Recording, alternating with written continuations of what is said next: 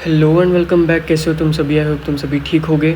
तो आज हम करेंगे हमारा lecture number 3 of breathing and exchange of gases.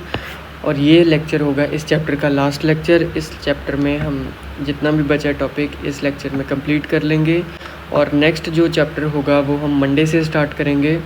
तो फिर आज का टॉपिक हम देख लेते हैं कि आज क्या क्या करेंगे। लास्ट क्लास में हमने किया था pulmonary volumes and pulmonary capacities और आज का टॉपिक है हमारा exchange of gases, factors affecting exchange of gases का ट्रांसपोर्टेशन कैसे होता है। एक हमारे पास होता है ऑक्सीजन डिसोसिएशन कर्व का ग्राफ, उसे हम देखेंगे।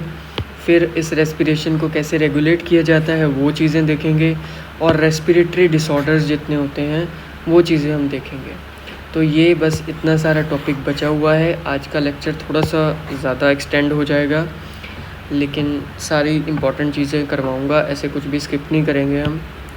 तो स्टार्ट करते हैं हमारे एक्सचेंज ऑफ गैसेस वाले टॉपिक से। तो हम पहले देख लेते हैं कि एक्सचेंज ऑफ गैसेस जो है वो कहाँ कहाँ पर हमारी बॉडी में होगा। एक्सचेंज ऑफ गैसेस, जो गैसेस हैं वो कहाँ पर एक्सचेंज होगी।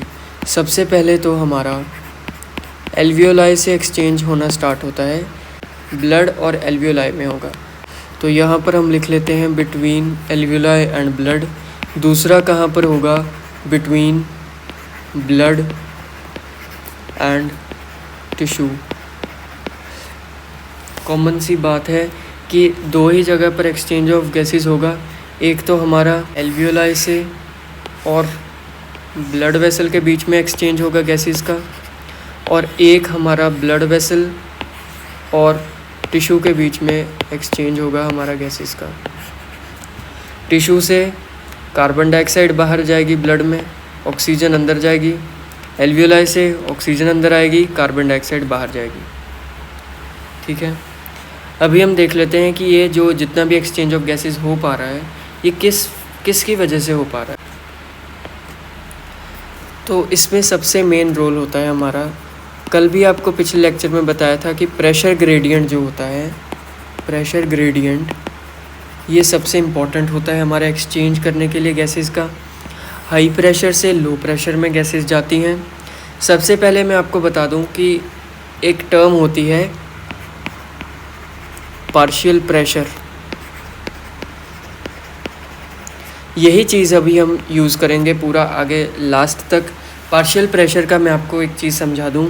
कल तक हमने जब भी बात की थी, जब एटमॉस्फेयर से एयर आ रही थी एल्वियोलाइज तक, तो हम सिर्फ एक एयर की बात कर रहे थे। और अभी एयर में बहुत सारी गैसेस हो सकती हैं, कार्बन डाइऑक्साइड, ऑक्सीजन होगी, नाइट्रोजन होगी, और भी बहुत सारी गैसेस हो सकती हैं। तो तभी हम एक टर्म यूज़ कर रहे थे प्रेशर, ये वर्ड हम यूज़ कर रहे थे। लेकिन अभी हम जब एल्वियोलाई से ब्लड और टिश्यूज़ की बात करेंगे तो हम दो ही गैसेस की बात करेंगे, ऑक्सीजन और कार्बन डाइऑक्साइड। जब पूरी एयर में किसी एक ऑक्सीजन या किसी एक गैस का हमने प्रेशर देखना हो, उस चीज़ को कहते हैं हम पार्शियल प्रेशर। उस एक गैस के प्रेशर को कहते हैं पार्शियल प्रेशर। अभी इसे डिनोट कैसे किया जाता है? स्मॉल पी से। स्मॉल पी लिखकर मतलब इसका हो गया पार्शियल प्रेशर किसका? ऑक्सीजन का। Partial pressure of carbon dioxide लिखना है तो ऐसे लिख देंगे। तो इससे अभी हमें समझ आ रहा है कि pressure of only one gas. Partial pressure का क्या मतलब है? Pressure of only one gas in mixture. Okay, in mixture of gases. Mixture of gases में हमारा क्या है? एक गैस का प्रेशर, उसे कहते हैं पार्शियल प्रेशर। उसे कैसे डिनोट करते हैं? Partial pressure of oxygen, partial pressure of carbon dioxide, small p से। आई होप आपको इतना समझ आ गया होगा। तो अभी इसमें कैसे बात करेंगे कि पार्शियल प्रेशर ऑफ ऑक्सीजन अगर हाई है, दूसरी तरफ लो है, तो कैसे ट्रैवल करेगी, कैसे हमारे प्रेशर ग्रेडियंट होगा? High partial pressure of oxygen से लो पार्शियल प्रेशर ऑफ ऑक्सीजन, ऐसे ही जाएगा। बस अभी हम प्रेशर की जगह पार्शियल प्रेशर एक टर्म है वो यूज़ करेंगे। That's it. नेक्स्ट है, हम बात कर लेते हैं एक यहीं पर लिख लेते हैं कि जो ये हमारा एक्सचेंज है वो कैसे होगा। एक तो सिंपल डिफ्यूजन से होगा, सिंपल डिफ्यूजन से, और किस बेसिस पे होगा, on basis of pressure gradient,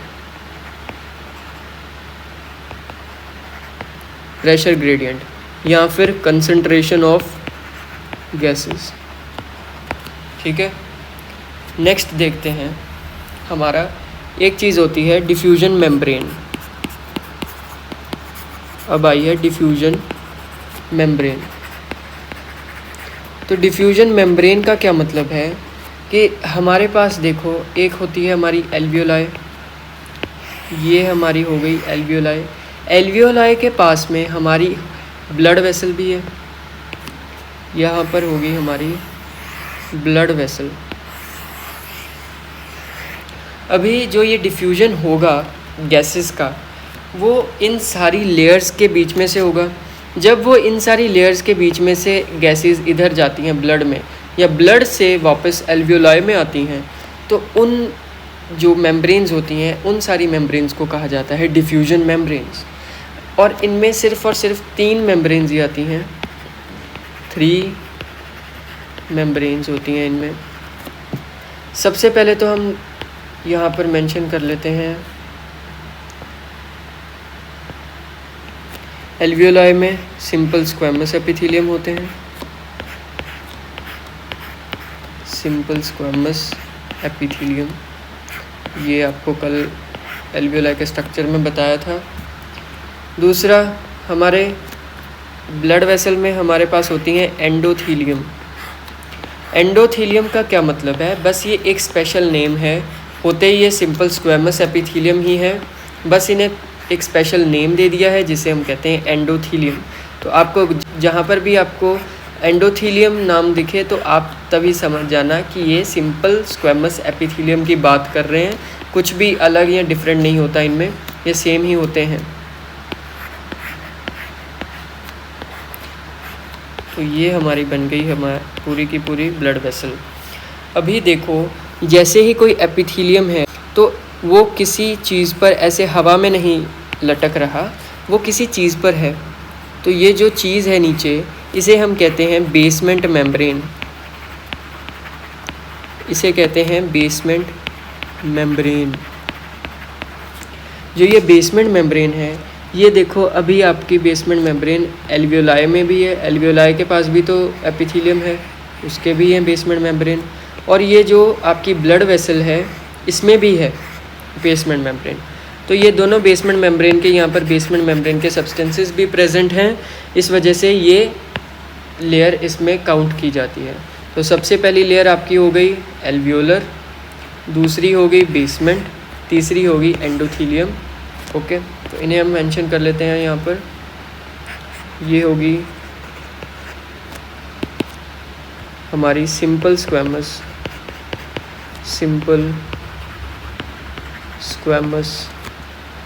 epithelium of alveoli. ये हो गया हमारा बेसमेंट मेम्ब्रेन, ये हो गया बेसमेंट मेम्ब्रेन किसका, एल्वियोलाई और एंडोथीलियम ऑफ ब्लड वेसल दोनों का। ये क्या हो गया, एंडोथीलियम ऑफ ब्लड वेसल।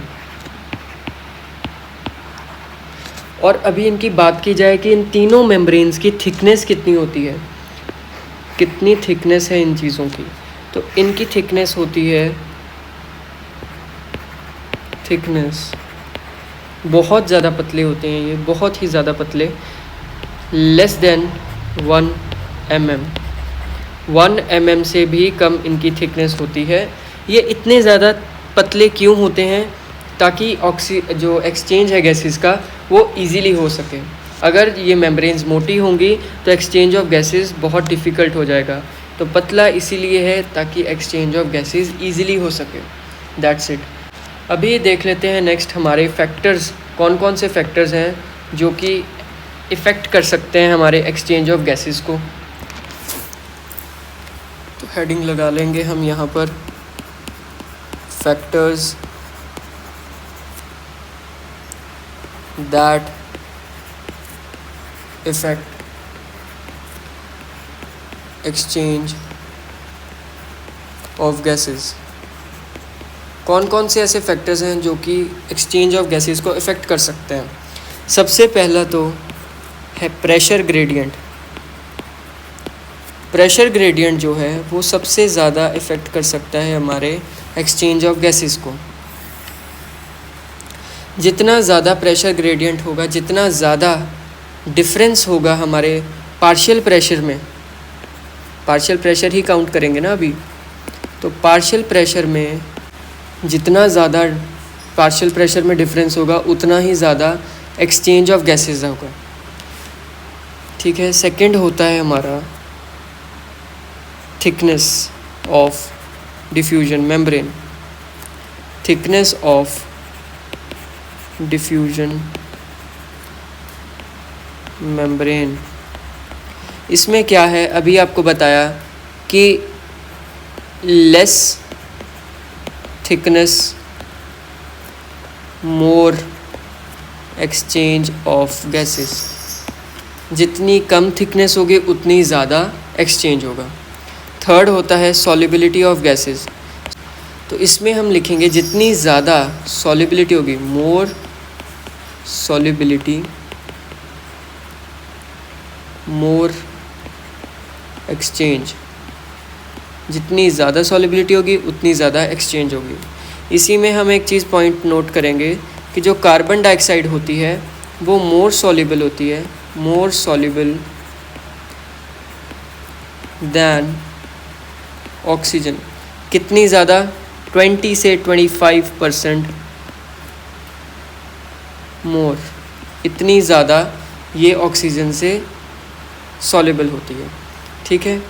इसके बाद हम देखते हैं कि कैसे हमारी एनसीईआरटी में भी एक डायग्राम गिवन है, उसमें हमारा दिया हुआ है एल्वियोलाई से हार्ट में, टिश्यूज़ में कितना कितना पार्शियल प्रेशर होता है गैसेस, ऑक्सीजन और कार्बन डाइऑक्साइड का।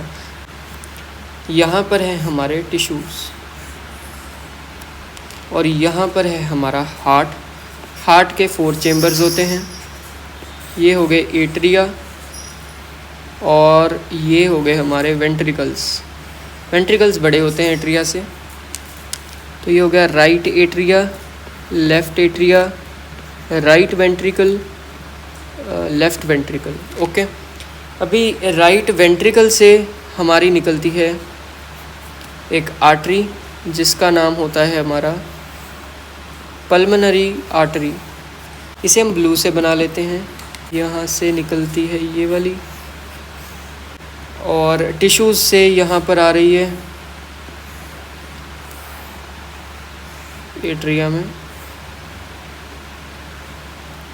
एंड यहाँ से आगे आ रही है हमारी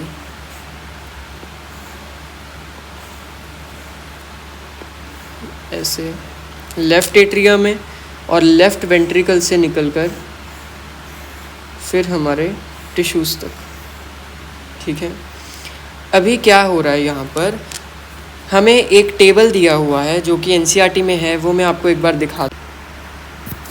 तो ये दोनों चीज़ें आप देख सकते हैं। यहाँ पर हमें एनसीईआरटी में एक टेबल गिवन है जो कि यहाँ पर ये आपको दिख रहा होगा, ये वाला टेबल, और साथ में नीचे एक डायग्राम गिवन हुआ है जो कि हमने अभी ड्रॉ कर लिया। ठीक है। इसमें लिखा हुआ है कि जो एटमॉस्फेयर में हमारा पार्शियल प्रेशर ऑफ ऑक्सीजन है, PO2, जो ऑक्सीजन है पार्शियल प्रेशर एटमॉस्फेयर में वो है 159, और PCO2 जो है वो है 0.3। एल्वियोलाई में है हमारा PO2 104 और PCO2 है हमारा एल्वियोलाई में 40। तो अभी आपको जो ये प्रेशर है ये हम किस में कैलकुलेट करेंगे, mmHg, मतलब mm मरकरी में। ठीक है। यहाँ पर आपको दिख रहा होगा ऑक्सीजन और इसका प्रेशर, पार्शियल प्रेशर यहाँ पर हाई है, यहाँ पर लो है, तो हाई से लो में जाएगा, मतलब एल्वियोलाई में भर जाएगा। अभी CO2 यहाँ पर ज़्यादा है, एटमॉस्फेयर में कम दिखा रहा है, तो यहाँ से हाई से लो जाएगा तो बाहर निकल जाएगा। ये चीज़ आपको समझ आ गई। अभी नेक्स्ट बात कर लेते हैं। ये जो है, ये रेड में आपको दिख रहा है यहाँ पर, ये क्या है, पल्मोनरी वेन, इसमें कौन सा ब्लड होता है हमारा? इसमें होता है ऑक्सीजनेटेड ब्लड, ऑक्सीजनेटेड ब्लड।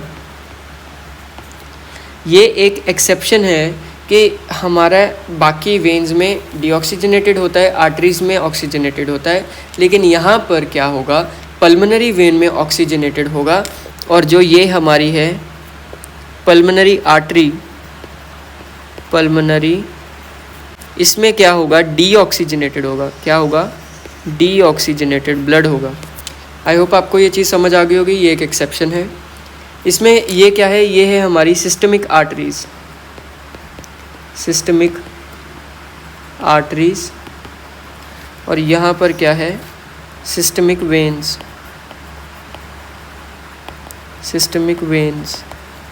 और ये है आपका टिश्यू।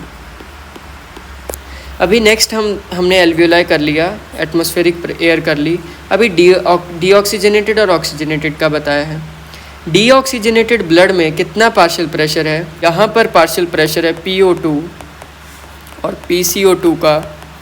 यहाँ पर डीऑक्सीजनेटेड में है ऑक्सीजन का 40 और ऑक्सीजनेटेड में PO2 है 95 और CO2 है 40। टिश्यूज़ में कितना है हमारा? PO2 है 40, PCO2 है 45। तो ये चीज़ आपको सिंपल सी समझ आ रही होगी। जो ब्लड की डायरेक्शन है वो इस तरफ से चल रही है, ऐसे नीचे को, इधर इधर ऐसे। यहाँ से ऑक्सीजनेटेड ब्लड आया, फिर यहाँ से डीऑक्सीजनेटेड ब्लड जा रहा है एल्वियोलाई में। ठीक है, इसमें क्या चीज़ आपको समझ आ रही है?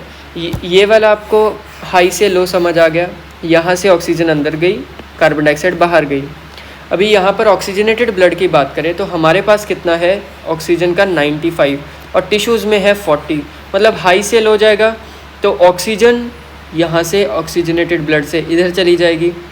CO2 ज़्यादा है, CO2 यहाँ पर कम है, तो इस ब्लड में CO2 इधर चली जाएगी। ठीक है, अभी CO2 इधर ज़्यादा होगी, ऑक्सीजन कम हो गई। देख पा रहे हो, इधर ये ऑक्सीजनेटेड ब्लड है, इधर डीऑक्सीजनेटेड ब्लड है। ऑक्सीजन तो टिश्यूज़ ने ले ली इसलिए इधर कम हो गई, और CO2 इधर दे दी तो CO2 बढ़ गई, 40 से 45 हो गई। अभी यही 45 वाली CO2 इधर गई है।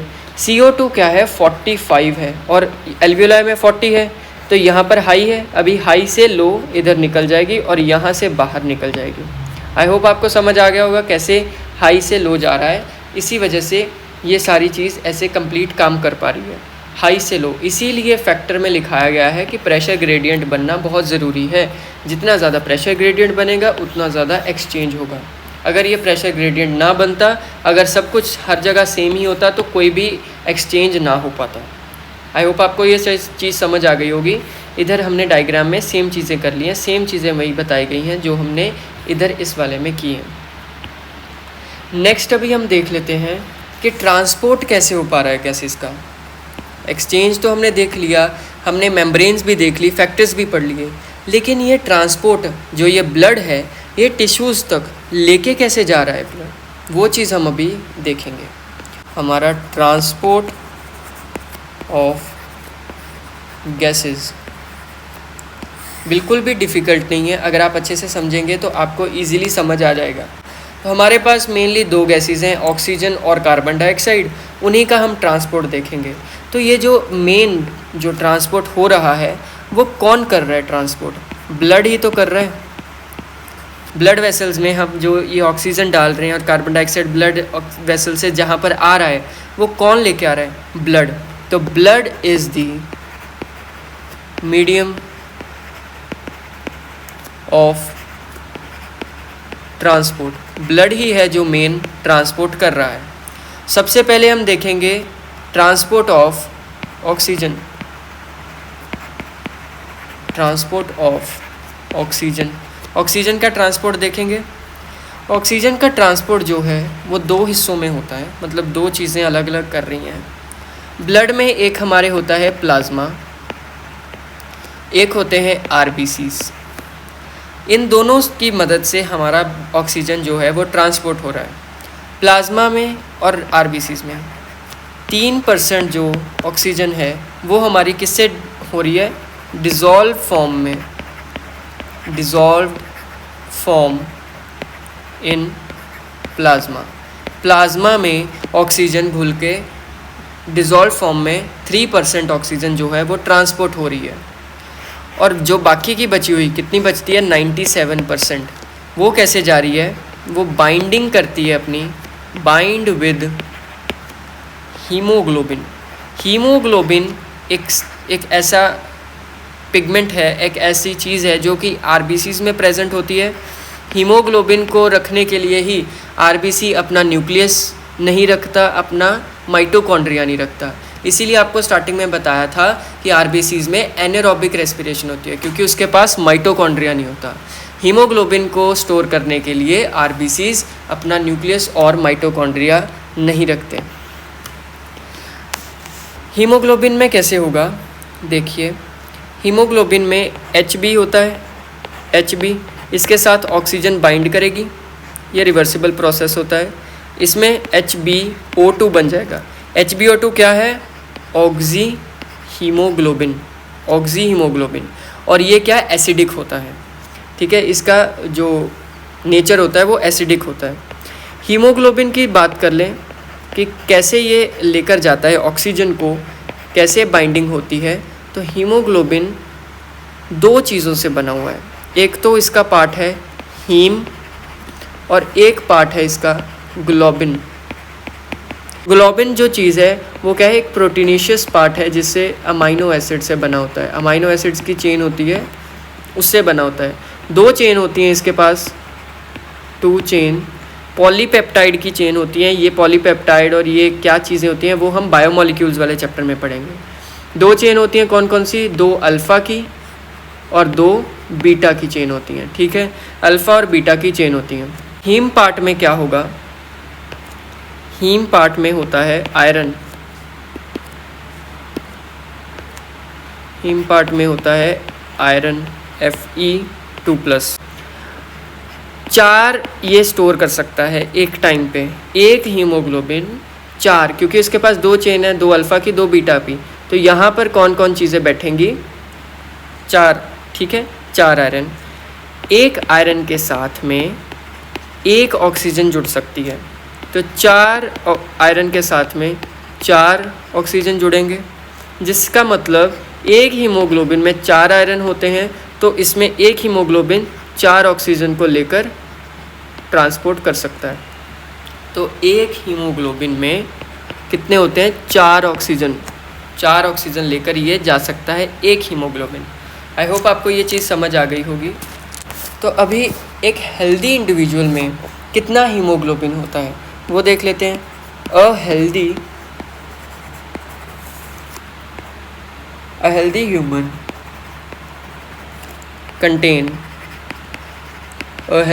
Contain 15 gram of Hb per 100 ml of blood. तो एक हेल्दी ह्यूमन में 15 ग्राम Hb होता है पर 100 ml of blood. 1 gram Hb का वो कितना करता है, 1.34 ml ऑफ ऑक्सीजन को कर लेता है। 1 ग्राम Hb 1.3 ml ऑफ ऑक्सीजन करता है। 15 ग्राम कितना करेगा, 15 ग्राम Hb जो है वो कितना करेगा, वो ऑलमोस्ट 20 ml कर लेगा। 20 ml ऑफ ऑक्सीजन कितना जाएगा, 20 ml ऑफ ऑक्सीजन पर 100 ml ऑफ ब्लड, ठीक है। 15 × 1.34 करते हैं तो अप्रॉक्सीमेटली 20 ml आ जाता है। अब ये 20 ml जो है ये पूरा का पूरा 20 ml नहीं मिल जाता अपने टिश्यूज़ को, इसमें से कुछ पार्ट जो है वो वाली ऑक्सीजन मिलती है। तो अभी या तो एक इंसान नॉर्मली रेस्ट कर रहा है, रेस्ट है, जैसे अभी आप बैठे हुए हो, मैं बैठा हुआ हूँ, तो ये रेस्टिंग स्टेट है हमारी। इसमें क्या होगा, ब्लड वेसल से अपना 20 ml आ रहा था, 20 ml आ रहा है अपना ब्लड वेसल से ऑक्सीजन, ठीक है, पर 100 ml ब्लड पे, पर 100 ml ब्लड पे आ रहा है हमारा 20 ml ऑक्सीजन। अभी यहाँ पर है हमारा टिश्यू, ठीक है, तो टिश्यू को कितना मिलेगा, सिर्फ और सिर्फ 5 ml ऑफ ऑक्सीजन मिलेगा। ये टिश्यू है वो सिर्फ 5 ml ऑफ ऑक्सीजन लेगा, बाकी की जो ये 15 ml है, 15 ml है, ये चली जाएगी हमारी ब्लड वेसल में वापस, ठीक है। 15 ml ऑफ ऑक्सीजन है पर 100 ml पे, 15 ml ऑफ ऑक्सीजन जो है वो पर 100 ml ब्लड में वापस चली जाएगी, ठीक है, डीऑक्सीजनेटेड ब्लड में ये चली जाएगी। लेकिन अगर एक इंसान वर्कआउट कर रहा है या कुछ ना कुछ एक्सरसाइज कर रहा है तो उसमें क्या होगा, उसमें भी सेम 20 ml ऑक्सीजन आ रही है पर 100 ml ब्लड में, ठीक है। अभी आगे टिश्यूज़ हैं, अभी नीड टिश्यूज़ की ज़्यादा हो गई है ऑक्सीजन की, क्योंकि वर्कआउट कर रहे हैं, सांस फूल रही है, तो ऑक्सीजन की ज़्यादा नीड हो गई अभी बॉडी को। तो यहाँ पर रेस्टिंग वाले का सेम उल्टा हो जाएगा, यहाँ पर ये टिश्यूज़ 15 ml ऑफ ऑक्सीजन ले लेंगे और बाकी की 5 ml जो है वो ऑक्सीजन वापस कर देंगे, वो नहीं करेंगे। 100 ml ब्लड, 20 ml पूरा नहीं यूज़ होगा, ऐसे ऐसे चीज़ें होंगी। अभी नेक्स्ट करते हैं हम अपना transport of carbon dioxide. Transport of carbon dioxide थोड़ा सा समझने वाला ज़्यादा पार्ट है, तो ध्यान से समझिएगा, इसमें कन्फ्यूजन आपको हो सकती है। तो ट्रांसपोर्ट ऑफ कार्बन डाइऑक्साइड देखते हैं हम। पिछली बार हमने देखा कि प्लाज्मा में 3% ऑक्सीजन चली गई डिज़ोल्व होके, बाकी की 97% आरबीसी ले गए। तो ट्रांसपोर्ट ऑफ कार्बन डाइऑक्साइड, जो कार्बन डाइऑक्साइड है हमारी, उसमें कितना होगा, प्लाज्मा में कितना होगा, 7%। ऑक्सीजन 3% था, ये 7% डिज़ोल्व होगा, 7% डिज़ोल्व इन प्लाज्मा। और जो इसका मैक्सिमम पार्ट है,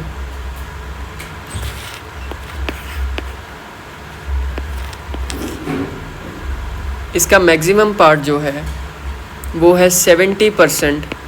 वो किस फॉर्म में जाएगा, बाइकार्बोनेट आयंस, बाइकार्बोनेट आयंस की फॉर्म में जाएगा। और आरबीसी कितना करेंगे, 20 से 25%। जो रेड ब्लड सेल हैं आपके, वो कितना करेंगे, हीमोग्लोबिन में बाइंड विद हीमोग्लोबिन, वो कितना होगा, 20 से 25%। लास्ट टाइम हमने किया था ऑक्सीजन का, उसमें बना था ऑक्सी हीमोग्लोबिन। क्यों, क्योंकि वो उसमें हीम पार्ट से ऑक्सीजन बाइंड हुई थी। लेकिन जब यहाँ पर Hb के साथ कार्बन डाइऑक्साइड बाइंड करती है तो वो ग्लोबिन पार्ट के साथ बाइंड होती है, HbCO2 बनेगा।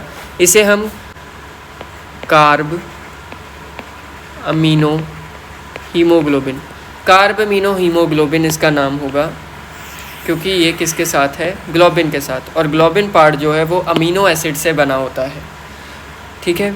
तो अभी बाइकार्बोनेट आयन 70% जो सबसे ज़्यादा मैक्सिमम है वो देख लेते हैं। इसमें क्या चीज़ होगी, वाटर के साथ कार्बन डाइऑक्साइड जब मिलेगी, किसकी प्रेजेंस में, एक एंजाइम होता है कार्बोनिक एनहाइड्रेस। ये जो भी हम रिएक्शन कर रहे हैं ये रिवर्सिबल रिएक्शन है। ये कार्बोनिक एनहाइड्रेस की प्रेजेंस में वाटर के साथ कार्बन डाइऑक्साइड बनाएगी H2CO3। H2CO3 फिर से इसी एंजाइम कार्बोनिक एनहाइड्रेस की प्रेजेंस में क्या बनाएगा, एक तो H+ आयंस, दूसरा बाइकार्बोनेट आयंस, ठीक है, ये बनाएगा। तो इस फॉर्म में हमारी कार्बन डाइऑक्साइड ट्रांसपोर्ट होती है। पिछली बार हमने बात की थी कि 5 ml ऑफ ऑक्सीजन हमारी जाएगी, तो कार्बन डाइऑक्साइड कितनी जाएगी, 4 ml of carbon dioxide by 100 ml of deoxygenated blood. Deoxygenated blood में कितना जाएगा, 4 ml ऑफ कार्बन डाइऑक्साइड, ठीक है। आई होप आपको इतना समझ आ गया होगा। तो अभी हम नेक्स्ट चलते हैं हमारा ट्रांसपोर्टेशन। अभी इनका डिटेल में अभी थोड़ा सा पढ़ेंगे। सबसे पहले हम देखेंगे हमारा ट्रांसपोर्टेशन ऑफ ऑक्सीजन। इसमें हमारे पास एक ग्राफ होता है, ट्रांसपोर्टेशन ऑफ ऑक्सीजन। इसमें हम एक ग्राफ प्लॉट करते हैं। सबसे पहले हम एक ग्राफ बना लेते हैं। हम एनसीईआरटी से हमारे पास एक ग्राफ है, वो हम इधर ले आएंगे। तो ये है वो ग्राफ। इस ग्राफ को क्या कहते हैं हम? Oxygen dissociation curve. क्या है इसका नाम? Oxygen dissociation curve. ये ग्राफ हम दो वैल्यूज़ के बीच में प्लॉट करते हैं। वाई एक्सिस पे हमारे पास होता है percentage saturation of haemoglobin with oxygen, और एक्स एक्सिस पे हमारे पास पार्शियल प्रेशर होता है ऑक्सीजन का। सैचुरेशन, परसेंटेज सैचुरेशन की पहले बात कर ले कि परसेंटेज सैचुरेशन क्या होती है। Saturation of haemoglobin with oxygen, मतलब हमारे पास हीमोग्लोबिन है, इसके साथ में ऑक्सीजन कितना जुड़ा हुआ है, कितना ऑक्सीजन है इसके साथ हीमोग्लोबिन के साथ, वो होता है हमारा percentage saturation of haemoglobin with oxygen. Partial pressure का आपको पता ही है, प्रेशर ऑफ, ये PO2 होता है पार्शियल प्रेशर ऑफ ऑक्सीजन। ठीक है, इस ग्राफ से हमें क्या मिलता है? हमारे पास आता है एक कर्व जिसे कहते हैं हम सिग्मॉइड कर्व। सिग्मॉइड कर्व आप देख पा रहे होगे, एस शेप सिग्मॉइड कर्व हमें मिल रहा है। इस ग्राफ से हमें क्या पता चल रहा है कि जितना ज़्यादा पार्शियल प्रेशर इंक्रीज़ होगा उतना ही ज़्यादा परसेंटेज सैचुरेशन ऑफ हीमोग्लोबिन होगा ऑक्सीजन के साथ। मतलब जितना ज़्यादा प्रेशर होगा ऑक्सीजन का, पार्शियल प्रेशर, उतनी ज़्यादा ऑक्सीजन हीमोग्लोबिन के साथ एसोसिएट करेगी।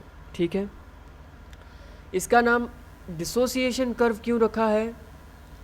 क्योंकि अभी हमने देखा कि जैसे हम पार्शियल प्रेशर इंक्रीज़ करेंगे उसके साथ हमारा परसेंटेज सैचुरेशन इंक्रीज़ करेगा, मतलब उतना ही हीमोग्लोबिन के साथ ऑक्सीजन ज़्यादा एसोसिएट करेगा। लेकिन अगर हम इसका उल्टा चीज़ देखें, जितना हम पार्शियल प्रेशर कम कर दें उतना ही ऑक्सीजन का डिसोसिएशन होगा, किसके साथ? हीमोग्लोबिन के साथ। तो इस वजह से इस ग्राफ का, इस कर्व का नाम है ऑक्सीजन डिसोसिएशन कर्व। तो इसका भी हम पॉइंट्स लिख लेते हैं। सबसे पहली बात हमने देखी कि जितना हम पार्शियल प्रेशर इंक्रीज़ करेंगे, increase in PO2, there is increase in percentage saturation of hemoglobin, किसके साथ? ऑक्सीजन के साथ। ठीक है, दूसरी बात हमने देखी कि इसे डिसोसिएशन कर्व क्यों कहा गया है। क्योंकि जैसे ही डिक्रीज़ होता है, decrease in PO2, there is dissociation of oxygen in Hb, oxygen haemoglobin में, उतना ही वो डिसोसिएट करेगा। अभी हमारे पास एक चीज़ होती है P50 वैल्यू। P50 वैल्यू क्या होती है? देखो यहाँ पर 40, यहाँ पर 50 है, ये रहा, यहाँ पर 50 होगा। तो जहाँ पर 50% सैचुरेशन हो रही है हीमोग्लोबिन की, जितने पार्शियल प्रेशर पे, उस वैल्यू को कहते हैं हम P50 वैल्यू। उसको क्या कहते हैं? P50 वैल्यू कहते हैं उसे। ठीक है, ये जो वैल्यू आ रही है हमारी 100% पे, जो 190 से अबव है, वो कहाँ पर होगी? हमारी ऑक्सीजनेटेड ब्लड में होगी। ठीक है, अभी नेक्स्ट हम देखते हैं कि जो ये कर्व आ रहा है हमारा, ये जो हमारी लाइन आ रही है कर्व वाली, ये अभी आगे पीछे भी हो सकती है। इसका हम कुछ फैक्टर्स होते हैं जिन पे ये चीज़ आगे पीछे हो सकती है, जिससे हमारे पास दो चीज़ें आती हैं। एक तो होता है राइट शिफ्ट और एक होता है लेफ़्ट शिफ्ट। लेफ़्ट शिफ्ट और राइट शिफ्ट कुछ फैक्टर्स पे डिपेंड करता है। जो ये नॉर्मल वाला है, इससे अगर राइट साइड जाएगा तो उसे हम कहेंगे राइट शिफ्ट, अगर इससे लेफ़्ट साइड जाएगा तो उसे कहेंगे लेफ़्ट शिफ्ट। तो सबसे पहले हम फैक्टर्स देख लेते हैं कौन कौन से जो चीज़ें हमें इफ़ेक्ट करती हैं हमारे ग्राफ में। सबसे पहले हम ग्राफ प्लॉट कर लेते हैं यहाँ पर, यही रहा यहाँ पर। ओके, अभी देखो, अगर हम कार्बन डाइऑक्साइड को इंक्रीज़ कर दें ज़्यादा, अगर हम कार्बन डाइऑक्साइड को इंक्रीज़ कर दें तो हमारा क्या आएगा, राइट शिफ्ट आएगा। क्या मतलब, देखो मैं अभी P50 वैल्यू से आपको समझाता हूँ। हमारा मान लो कि यहाँ पर 50 है, ठीक है, 50% यहाँ पर है, तो यहाँ से लेकर यहाँ नीचे तक, यहाँ 20 और 40 30 इसके बीच में हमारी P50 वैल्यू आ रही है। ये क्या है, P50 वैल्यू। अभी अगर हम बात कर लें कि हमारा कार्बन डाइऑक्साइड हमारी बहुत ज़्यादा बढ़ गई है, मतलब कार्बन डाइऑक्साइड इंक्रीज़ हो गई है, पार्शियल प्रेशर उसका इंक्रीज़ हो गया है, तो हमारा क्या आएगा, हमारे पास आएगा राइट शिफ्ट। ठीक है, इसे भी हम थोड़ा सा डार्क कर लेते हैं, ये हमारा नॉर्मल शिफ्ट है। और अगर हम कार्बन डाइऑक्साइड को डिक्रीज़ कर दें, कार्बन डाइऑक्साइड कम हो जाए, तो उसमें क्या आएगा, उसमें हमारे पास आएगा लेफ़्ट शिफ्ट, मतलब इस तरफ को हो जाएगा। ठीक है, तो इसमें क्या हमें पता चल रहा है कि जैसे ही हम इधर लिख लेते हैं, ये है लेफ़्ट शिफ्ट,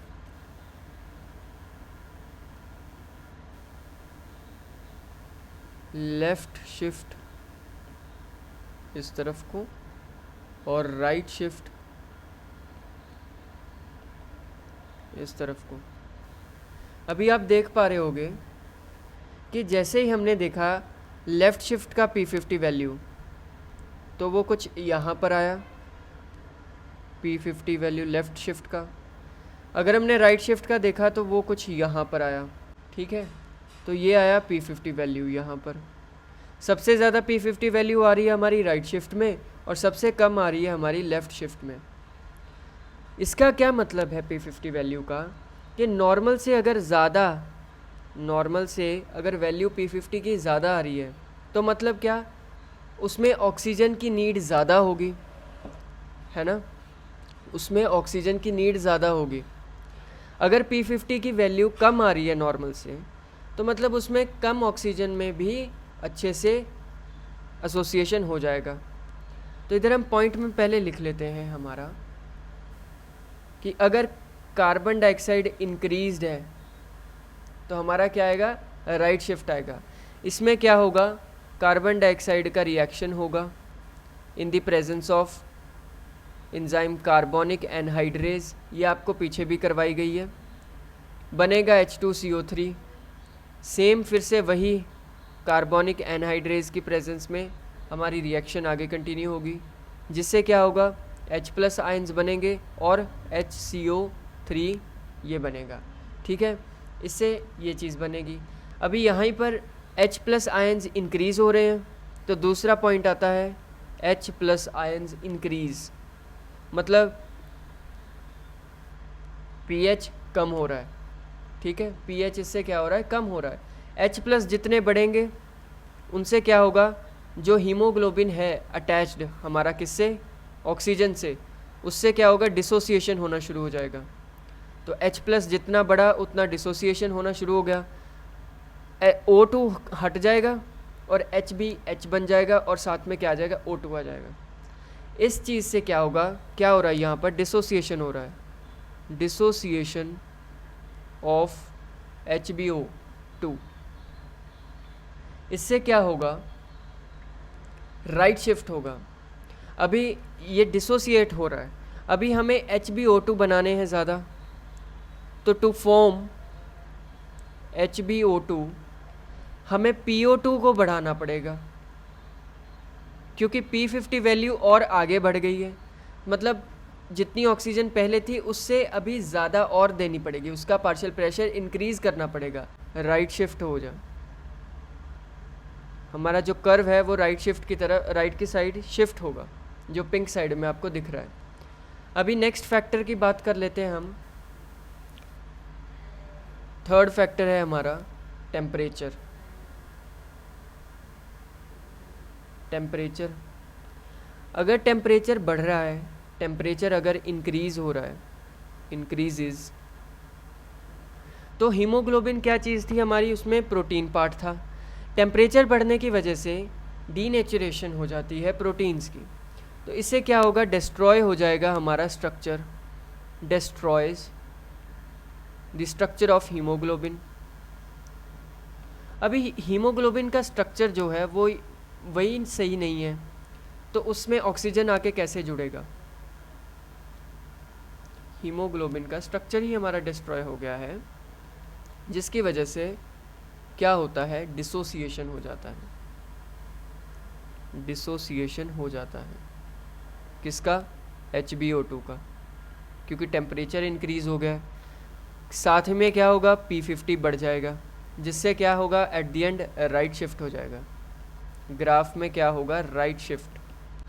तो ये सारे कुछ हमारे होते हैं फैक्टर्स जो कि चीज़ को इफ़ेक्ट करते हैं।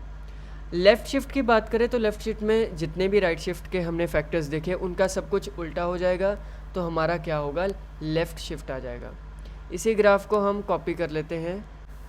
ये चीज़ में हमने देखा, हम इधर लिख लेते हैं लेफ़्ट शिफ्ट और इधर लिख लेते हैं राइट शिफ्ट। इन दोनों के फैक्टर्स अभी आपने देखे, राइट शिफ्ट के देखे कि राइट शिफ्ट कैसे होगा, वही चीज़ें सारी इसमें ओपोजिट कर देंगे। एक तो पार्शियल प्रेशर हमारा कार्बन डाइऑक्साइड का इंक्रीज़ हुआ, जिसकी वजह से H+ आयंस जो हैं वो ज़्यादा बढ़ गए। H+ बढ़ने की वजह से एसिडिटी ज़्यादा होगी, तो pH कम हो जाएगा। और एक हमने देखा कि टेम्परेचर बढ़ने से राइट शिफ्ट होता है। वो सब चीज़ें हम इस तरफ लेफ़्ट शिफ्ट में ओपोजिट कर देंगे। PCO2 कम कर देंगे, H+ कम बनेगा, जिससे pH इंक्रीज़ होगा और टेम्परेचर कम कर देंगे। तो ये कुछ फैक्टर्स होते हैं जो कि हमारे ऑक्सीजन डिसोसिएशन कर्व के साथ डिपेंडेंट होते हैं, जिनकी वजह से हमें शिफ्ट देखने को मिलता है इन चीज़ों में। अभी हम देखेंगे कि ये जो चीज़ है अंदर एक RBC में, एक ब्लड वेसल में और टिश्यू में, ये चीज़ें इधर उधर कैसे ट्रांसपोर्ट हो रही हैं, कैसे, कहाँ पर ये जो कार्बन डाइऑक्साइड का है हीमोग्लोबिन के साथ कैसे ये अटैच होती हैं, क्या क्या चीज़ें होती हैं, वो अभी हम पूरा डिटेल में देख लेंगे।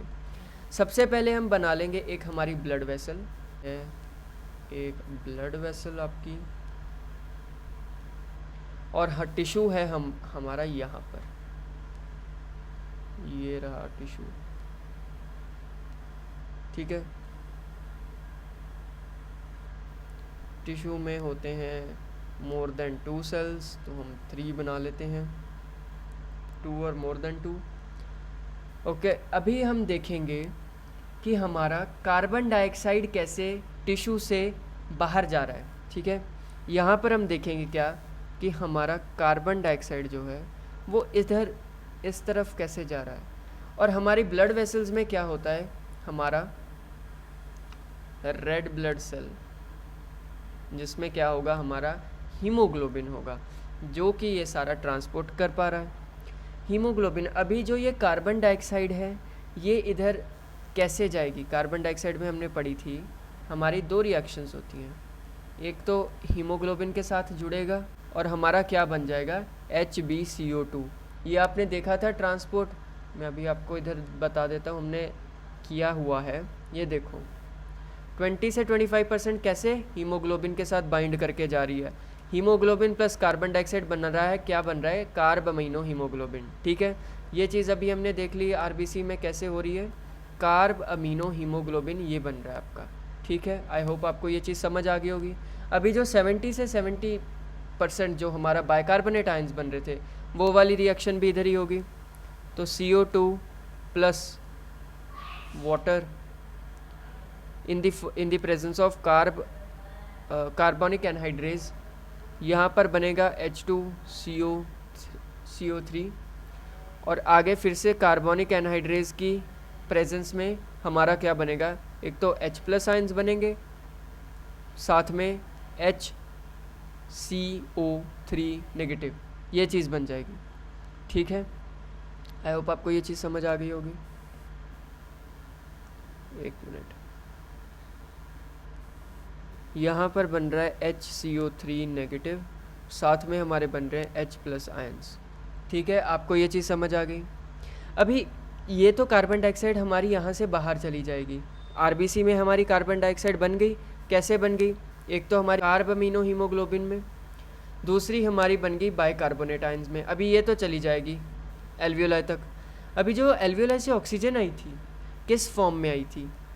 HBO2 सबसे ज़्यादा इसी फॉर्म में आती है हमारी। कितना परसेंटेज होता है हमारा? 97% जो है HBO2 मतलब ऑक्सी हीमोग्लोबिन स्ट्रॉन्ग एसिड की फॉर्म में हमारी 97% ऑक्सीजन जो है वो इसी फॉर्म में आती है। तो वो भी इसी आरबीसी में ही आई होगी। ठीक है, इसके साथ क्या होता है कि ये जो H+ है, ये H+ इसके साथ रिएक्ट करता है। इसको थोड़ा सा ऊपर कर लेते हैं हम। ये H+ इसके साथ रिएक्ट करेगा, H+, पीछे ही हमने देखा, और हमारा क्या हो जाएगा? डिसोसिएशन हो जाएगा। क्या बन जाएगा? HBH बन जाएगा और ऑक्सीजन उतर जाएगा। अब जो ये ऑक्सीजन उतर गया, ये टिश्यू में अंदर चला जाएगा। ठीक है, और ये कार्बन डाइऑक्साइड हमारा इधर चला गया था। आई होप आपको ये चीज़ समझ आ गई होगी। एक चीज़ मैं आपको और बता दूं कि जो एक तो हमने पढ़ लिया, ये कितना परसेंटेज गया है? 20 से 25% चला गया। यहाँ पर ये 70% चला गया, और कुछ पार्ट जो हमारा 7% है कार्बन डाइऑक्साइड का, वो प्लाज्मा में डिज़ोल्व फॉर्म में चला जाता है। कार्बन डाइऑक्साइड की बात हो रही है 7%। ठीक है, इधर भी कार्बन डाइऑक्साइड की बात है और इधर भी कार्बन डाइऑक्साइड की बात हो रही है। तो ये चीज़ आपको समझ आ गई। अभी कि एक क्लोराइड शिफ्ट भी होती है, उसमें क्या होता है हमारा कि जो ये HCO3 है ना, ये बाहर चला जाता है। HCO3 क्या होता है? ये बाहर चला जाता है। ये HCO3 चला गया बाहर। ठीक है, और बाहर से क्या आता है हमारे पास? क्लोरीन के आयन्स आ जाते हैं अंदर। इस वाले प्रोसेस को क्या कहते हैं? Chloride shift. क्लोराइड शिफ्ट, बस इसका यही इतना ही होता है। या फिर इसे हम कह सकते हैं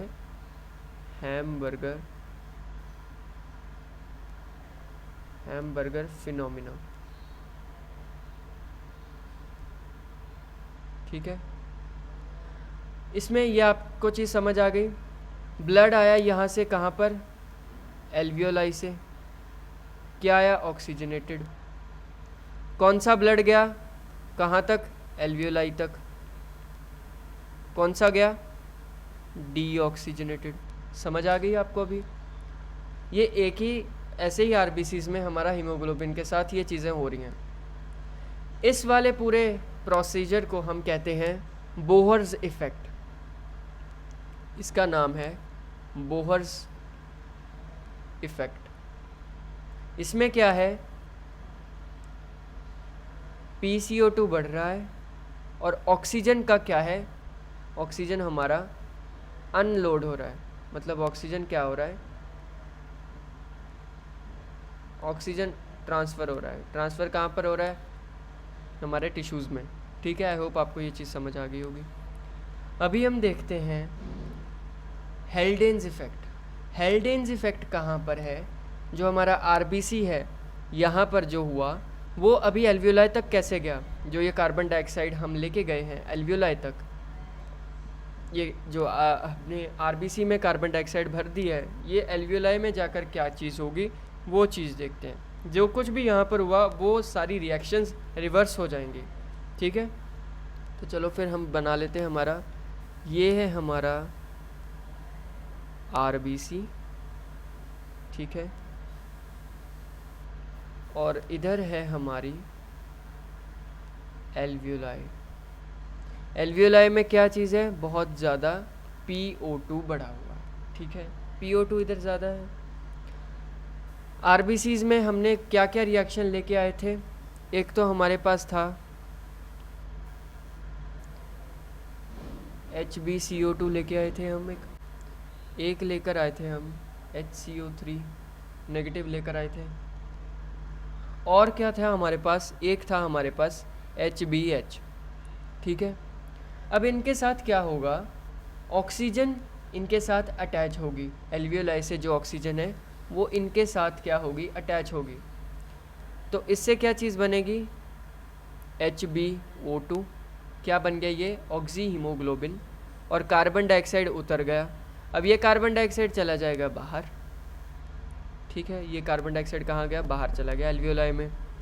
नेक्स्ट क्या है, HCO3।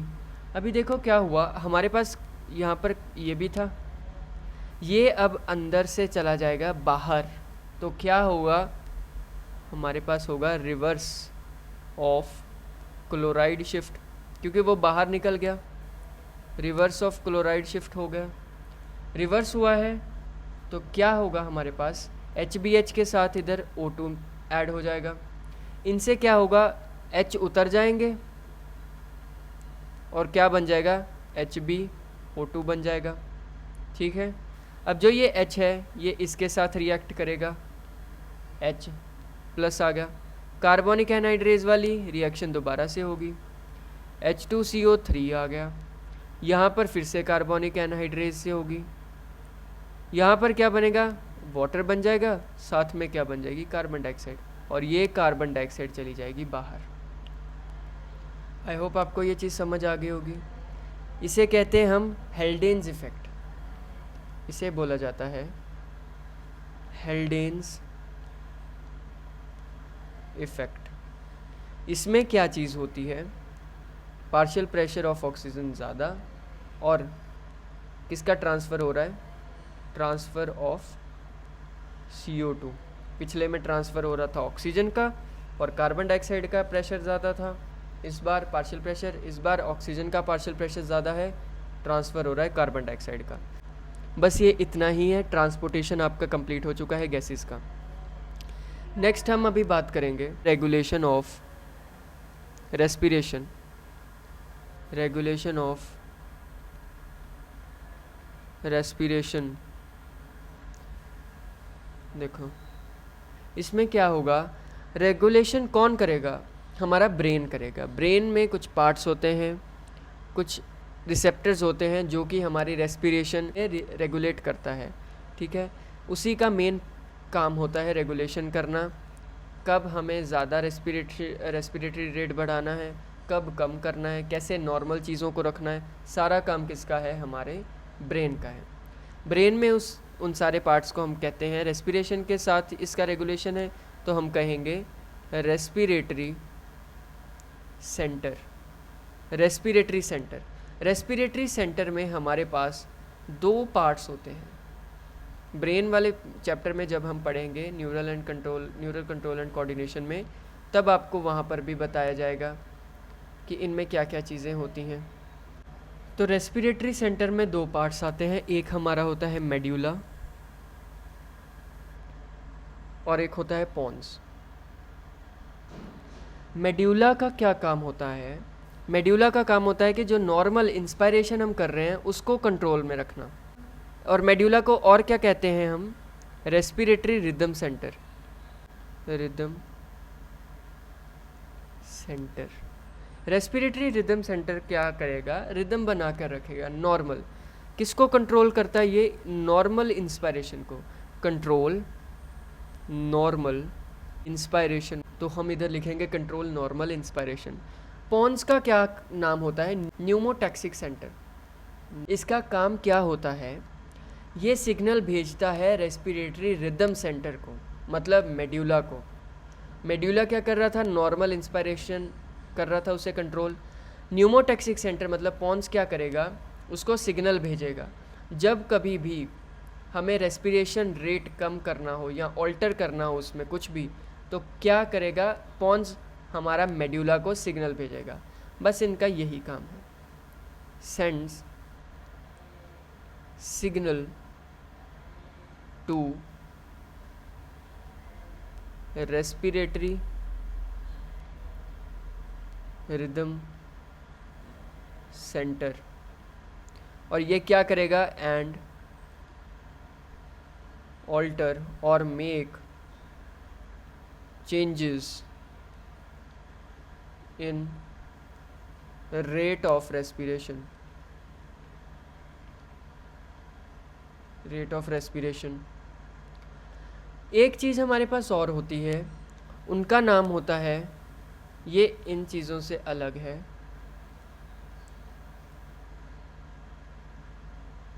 ओके। एक चीज़ हमारे पास होती है कीमो रिसेप्टर्स।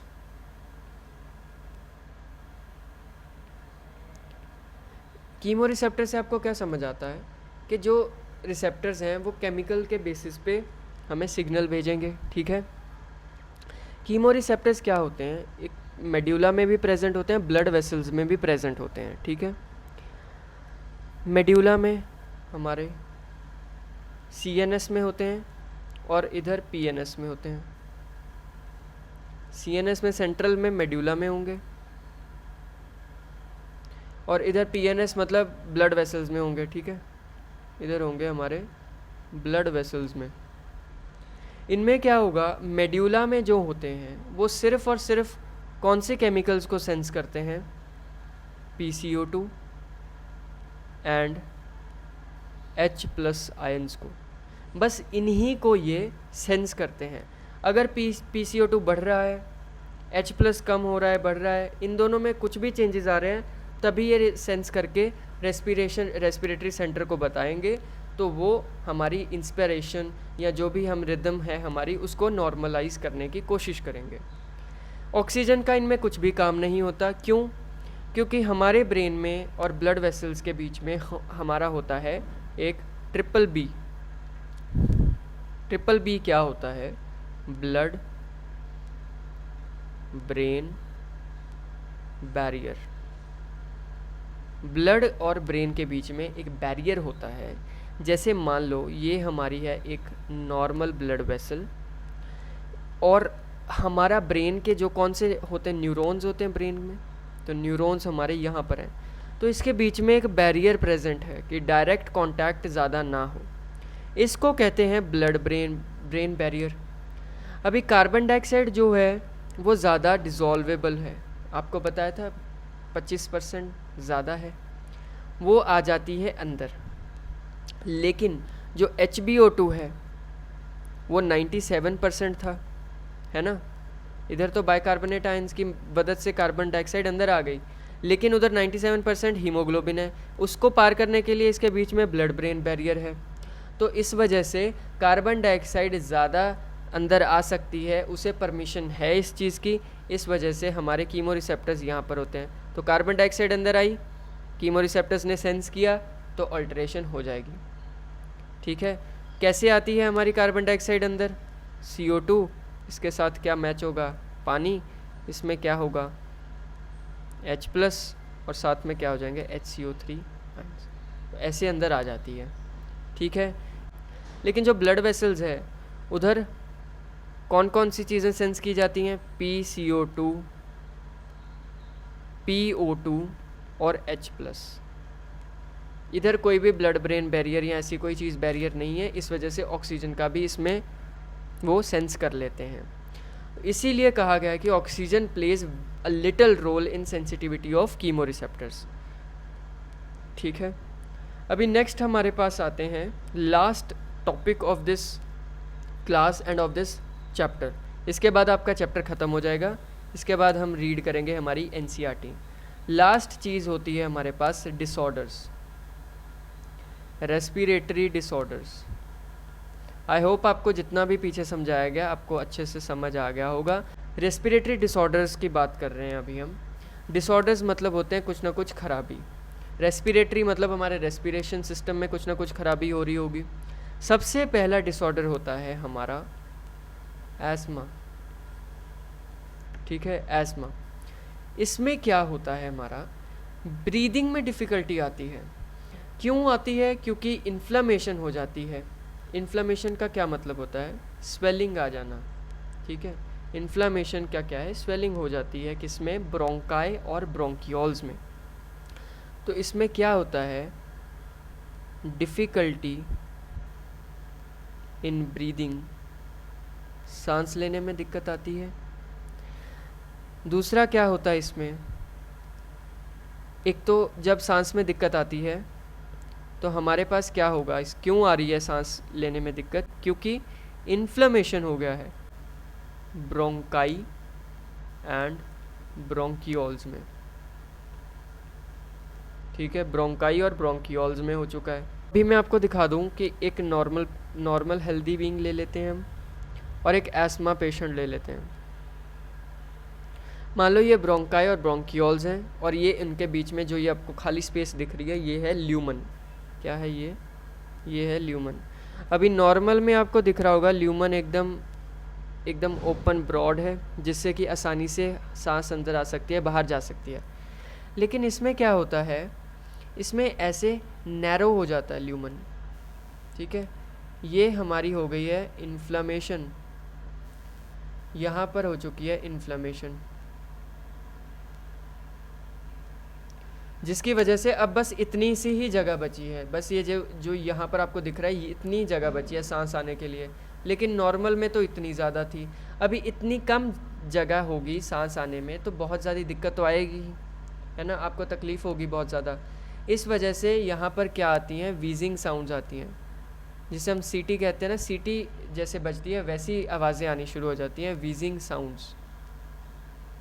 ठीक है, एज़मा क्यों होता है, एलर्जिक रिएक्शंस की वजह से।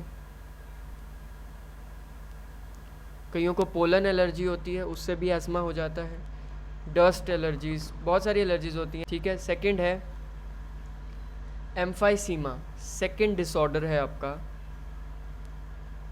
एम्फाइसीमा। ठीक है, सेकंड डिसऑर्डर का नाम है एम्फाइसीमा। इसमें क्या चीज़ होती है, जो रेड स्मोक करते हैं उनसे क्या चीज़ होती है, आपके जो एल्वियोलाई हैं उनका सरफेस एरिया बहुत ज़्यादा कम हो जाता है।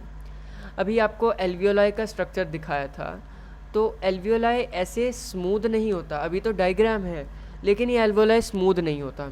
एल्वियोलाई ऐसे ऐसे ऐसे ऐसे ऐसे ऐसे बहुत ज़्यादा ऐसे इसके बीच में ऐसी चीज़ें होती हैं। ठीक है, ये क्यों है, ताकि इनका सरफेस एरिया इंक्रीज़ कर सके। सरफेस एरिया इंक्रीज़ जितना ज़्यादा होगा उतनी ज़्यादा ये ऑक्सीजन का और कार्बन डाइऑक्साइड का एक्सचेंज कर पाएंगे। ठीक है, लेकिन अगर ये ऐसे हो जाएगा तो वो उतना ज़्यादा उसे सरफेस एरिया नहीं, तो ये चीज़ ख़राब हो जाती है एल्वियोलाई, जिसकी वजह से क्या होगा, बैरल चेस्ट बन जाती है, मतलब इलास्टिसिटी लॉस्ट हो जाती है। तो सरफेस एरिया कम हो गया, इलास्टिसिटी लॉस्ट हो गई, उससे क्या होगा, हमारे सांस लेने में दिक्कत आएगी, एक्सचेंज ही नहीं होगा गैसेस का अच्छे से, तो आप सांस ले नहीं पाओगे। सबसे मेन पार्ट क्या है इसका, स्मोकिंग। स्मोकिंग की वजह से ये चीज़ आपकी हो रही है। दूसरी क्या चीज़ है,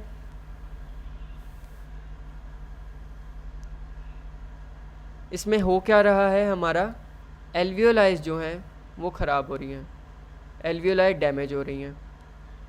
एल्वियोलाई डैमेज है तो इससे क्या होगा, ये होगा lower respiratory tract, lower respiratory tract. ठीक है, एल्वियोलाइज ख़राब हो गई, इससे क्या होगा, हमारा सरफेस एरिया डिक्रीज़ कर जाएगा, सरफेस एरिया डिक्रीज़ हो गया तो इससे क्या होगा, एक्सचेंज ऑफ गैसेस कम होगा। ठीक है, तो प्रॉब्लम तो आएगी ही सांस लेने में। अब हम थर्ड डिसऑर्डर पढ़ते हैं और ये लास्ट डिसऑर्डर है। इसमें मतलब ऑक्यूपेशनल डिसऑर्डर कह रहे हैं इसे हम, occupational disorder. The disorders that happen due to exposure, और एक्सपोजर जो होता है वो लॉन्ग एक्सपोजर होता है, मतलब लंबे समय से exposure of harmful substances, harmful substances at work. तो जहाँ पर वो काम करते हैं वहाँ पर क्या होगा, ऐसे कुछ हार्मफुल सब्सटेंसेस होंगे जिससे उनका एक्सपोजर बहुत लंबे समय से हो रहा है और वो उन सारे सब्सटेंसेस को इनहेल कर रहे हैं। इनमें कुछ एग्जांपल्स होती हैं, जैसे अगर सिलिका आपने अंदर ले लिया सिलिका, तो उससे क्या होगा, सिलिकोसिस। दूसरा है एस्बेस्टोसिस। इसमें एस्बेस्टोसिस का सब्सटेंस होता है, वो अंदर आप ले लेते हो। थर्ड है फाइब्रोसिस। ठीक है, तो ये कुछ थे आपके डिसऑर्डर्स जो कि एनसीईआरटी में गिवन है, और कुछ हमें एक्स्ट्रा करने की ज़रूरत नहीं है। तो आई होप आपको ये चीज़ समझ आ गई होगी, सारा चैप्टर, सारे डिसऑर्डर्स आपको समझ आ गए होंगे।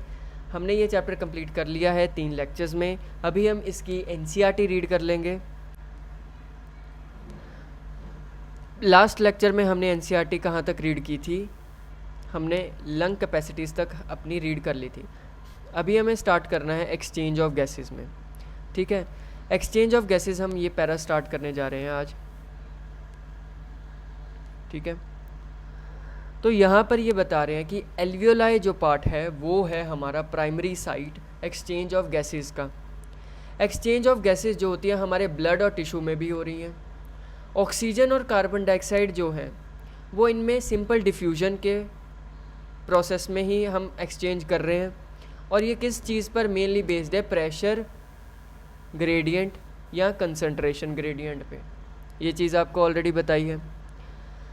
सॉल्युबिलिटी जो गैसेस की होती है, एक चीज़ वो, दूसरी मेम्ब्रेन की थिकनेस, और तीसरी जो इम्पॉर्टेंट पार्ट है पार्शियल प्रेशर। इन तीनों पार्ट्स पे ये तीनों इम्पॉर्टेंट फैक्टर बन जाते हैं कि क्या वो रेट ऑफ डिफ्यूजन होगा, कितनी एक्सचेंज होगा गैसेस का। ये 3 चीज़ों पर डिपेंड कर रहा है हमारा, एक तो प्रेशर कंसंट्रेशन ग्रेडियंट पे, दूसरा सॉल्युबिलिटी ऑफ गैसेस पे, तीसरा मेम्ब्रेन की थिकनेस पे। अभी यहाँ पर कौन सी मेम्ब्रेन की बात कर रहे हैं, ये डिफ्यूजन मेम्ब्रेन की, जिसमें हमने 3 लेयर पढ़ी थी। ठीक है, डिफ्यूजन मेम्ब्रेन में डिफ्यूजन मेम्ब्रेन की थिकनेस कितनी होती है हमारी, 1 mm से भी कम होती है। जो प्रेशर है एक इंडिविजुअल गैस का, उसे हम कहते हैं पार्शियल प्रेशर। एक हमारे पास मिक्सचर ऑफ गैस है, उसमें से अगर हमने सिर्फ एक गैस का प्रेशर हमने देखना हो, उसे हम कहते हैं पार्शियल प्रेशर। उसे ऐसे रिप्रेजेंट करते हैं स्मॉल p से। PO2 लिखेंगे हम ऑक्सीजन के लिए, PCO2 लिखेंगे हम कार्बन डाइऑक्साइड के लिए। पार्शियल प्रेशर जो होते हैं वो गैसेस का एटमॉस्फेयर में डिफ्यूजन की साइड्स पे, वो हमें ये सारी चीज़ गिवन है हमारे इस टेबल में। यहाँ पर हम देख पा रहे हैं, हमें पता है कि हाई प्रेशर से हमारा लो प्रेशर में चीज़ें जाती हैं। एयर जो है उसका एक्सचेंज ऐसे ही होगा। तो एटमॉस्फेयर में देखो हमारी ऑक्सीजन कितनी है, 159, मतलब ज़्यादा है। एल्वियोलाई में कितनी है, 104, कम है। तो यहाँ से इधर को जाएगी। ठीक है, कार्बन डाइऑक्साइड एल्वियोलाई से बाहर जाएगी। अब डीऑक्सीजनेटेड ब्लड है, उसमें 40 है और टिश्यूज़ में भी 40 है। ब्लड ऑक्सीजनेटेड में 95 है, टिश्यू में 40 है, तो यहाँ से इधर चली जाएगी। डीऑक्सीजनेटेड ब्लड में कार्बन डाइऑक्साइड 45 है, ऑक्सीजनेटेड में 40 है और टिश्यूज़ में 45 है। टिश्यू से बाहर ब्लड में चली जाएगी। आई होप आपको ये चीज़ समझ आ गई होगी, हाई प्रेशर से लो प्रेशर। ये डायग्राम हम ऑलरेडी कर चुके हैं नोट्स में। अब हमें बताया जा रहा है कि कार्बन डाइऑक्साइड की जो सॉल्युबिलिटी होती है वो 20 से 25% टाइम्स हाइयर होती है ऑक्सीजन से। तो जो कार्बन डाइऑक्साइड का अमाउंट है डिफ्यूजन मेम्ब्रेन के through per unit partial pressure ज़्यादा होता है एज़ कम्पेयर टू ऑक्सीजन।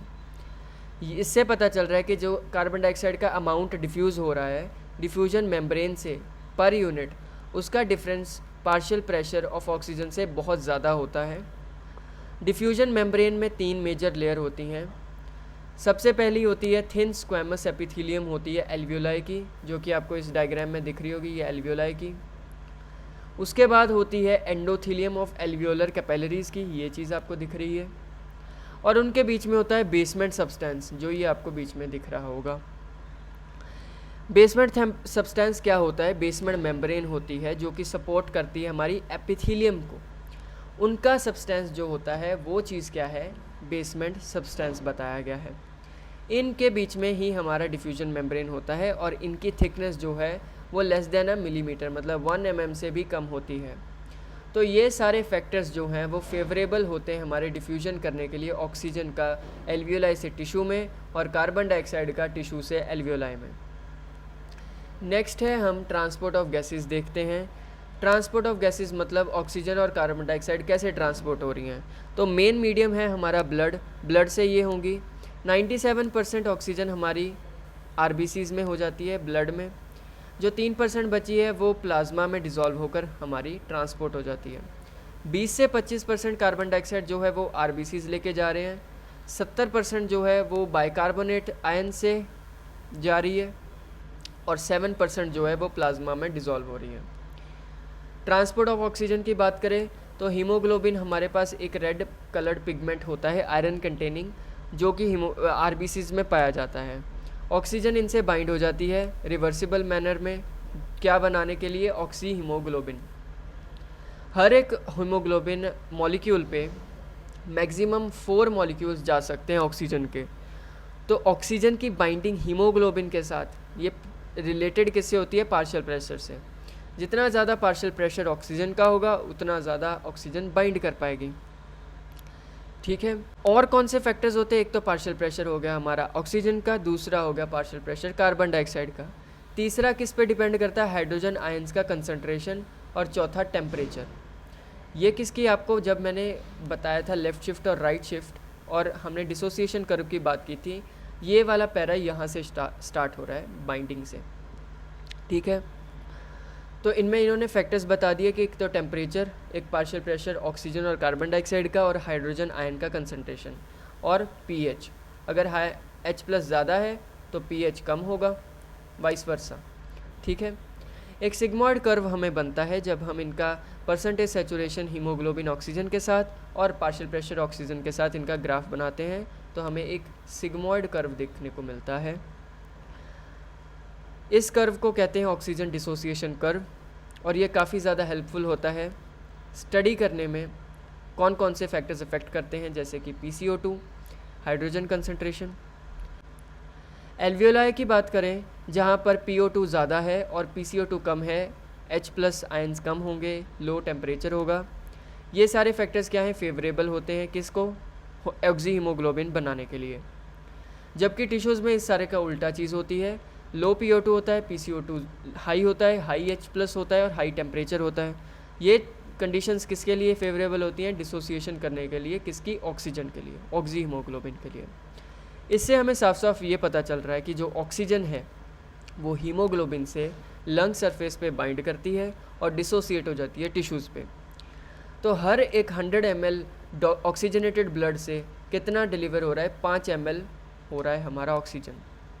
किस चीज़ में, नॉर्मल फिजियोलॉजिक कंडीशंस में, मतलब अगर हम एक्सरसाइज नहीं कर रहे, एक्सरसाइज कर रहे हैं तो वो मैंने आपको नोट्स में बताया कि 15 ml जाएगा। तो ये चीज़ बस इस पैरा में आपको समझाई गई है। अभी ट्रांसपोर्ट देख लेते हैं कार्बन डाइऑक्साइड का। कार्बन डाइऑक्साइड जो हीमोग्लोबिन के साथ जाती है उसे हम कहते हैं कार्ब अमीनो हीमोग्लोबिन, 20 से 25% जाती है। ये बाइंडिंग जो है वो पार्शियल प्रेशर कार्बन डाइऑक्साइड पे और ऑक्सीजन के उस पर डिपेंड करती है। PCO2 हाई होता है, PO2 लो होता है टिश्यूज़ में, तो वहाँ पर ज़्यादा बाइंडिंग होगी कार्बन डाइऑक्साइड की। जबकि PCO2 लो होता है, PO2 हाई होता है एल्वियोलाई में, तो वहाँ पर डिसोसिएशन हो जाएगा CO2 का। सेम जैसा हमने ऑक्सीजन में पढ़ा उसका एकदम उल्टा कर दें तो हमारा कार्बन डाइऑक्साइड का आ जाता है। आरबीसीज़ में हमारे पास होता है बहुत ही हाई कंसंट्रेशन में एक एंजाइम जिसका नाम है कार्बोनिक एनहाइड्रेज, और मिन्यूट क्वांटिटीज़ में सेम प्रेजेंट होता है हमारा प्लाज्मा में भी। इस एंजाइम की वजह से हमारी एक रिएक्शन होती है दोनों डायरेक्शन में, मतलब रिवर्सिबल रिएक्शन होती है ये वाली। कार्बन डाइऑक्साइड वाटर के साथ रिएक्ट करते हैं किसकी प्रेजेंस में, कार्बोनिक एनहाइड्रेज में, बनाता है H2CO3।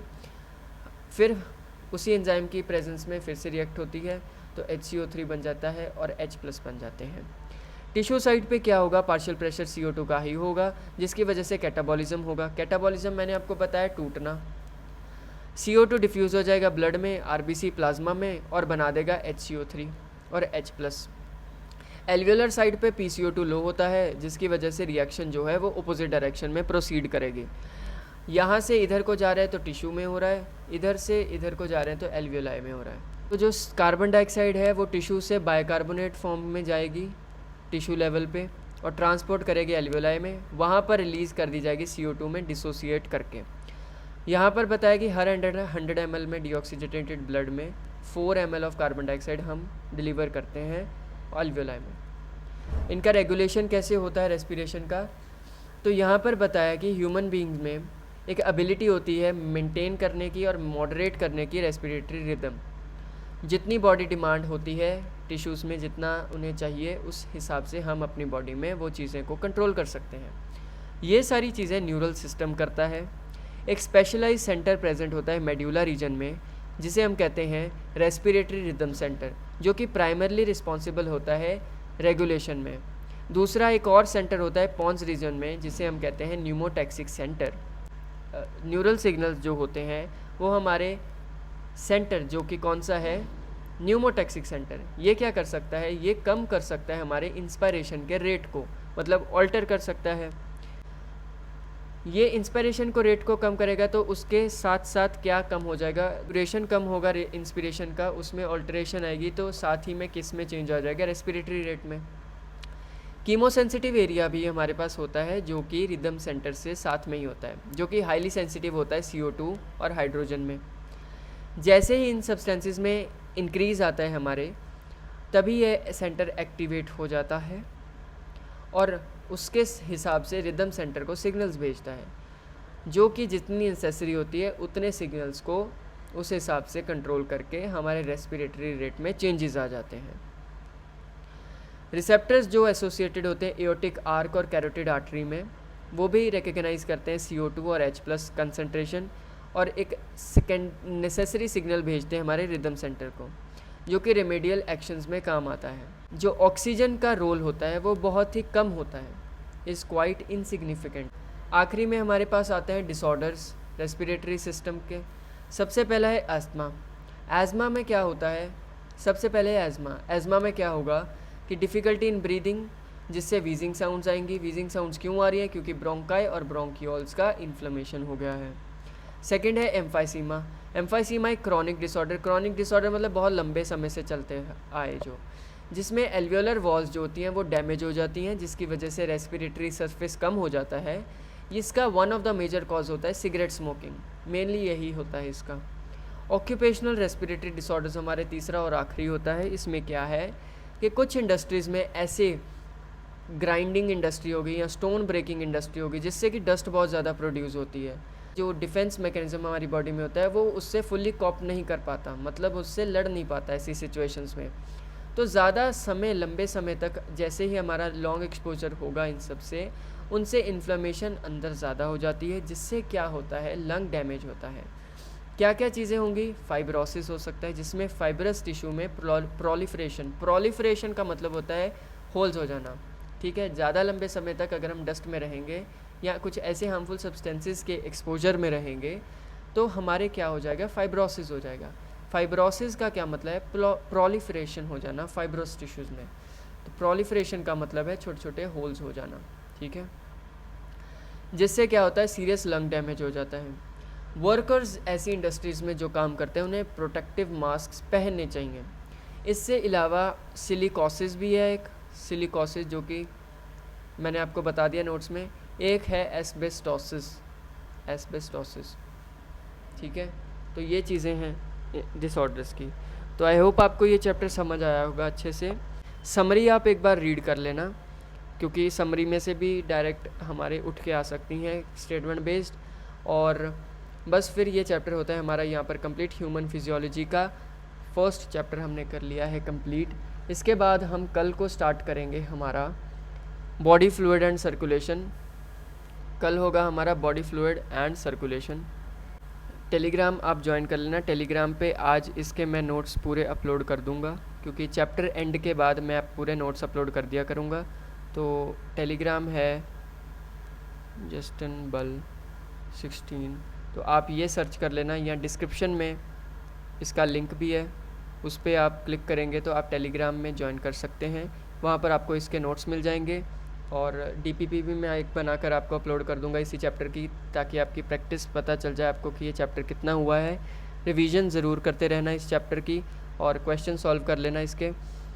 एंड बस फिर कल न्यू चैप्टर शुरू करेंगे, कल मिलते हैं। अपना ध्यान रखिएगा, अपनी मेंटल हेल्थ, फिज़िकल हेल्थ का ध्यान रखें और अच्छे से स्टडी करें। Thank you.